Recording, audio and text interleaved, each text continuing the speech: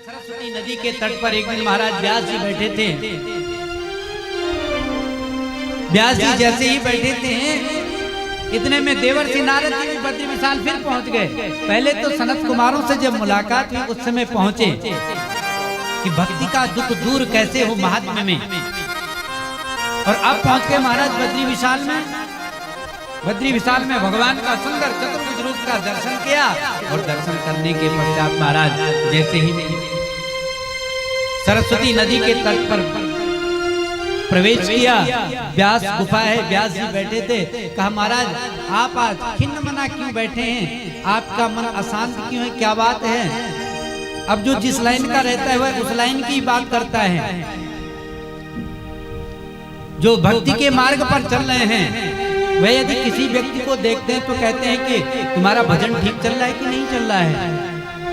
व्यापारी रहते हैं तुम्हारा कारोबार कैसे चल रहा है, ठीक चल रहा है कि नहीं चल रहा है। सांसारिक व्यक्ति रहता है तो संसार की चर्चा करता है कि तुम्हारा अमुक कार्य कैसे चल रहा है, क्या हो रहा है। तो देवर्षि नारद भगवान के भक्त समझो, भगवान की कथा के रसीले हैं।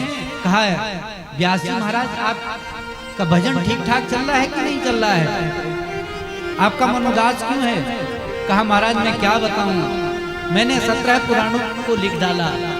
हम लोग यदि सत्कर्म एक भी अच्छा कर्म कर लेते हैं मन को कितनी प्रसन्नता होती है ना।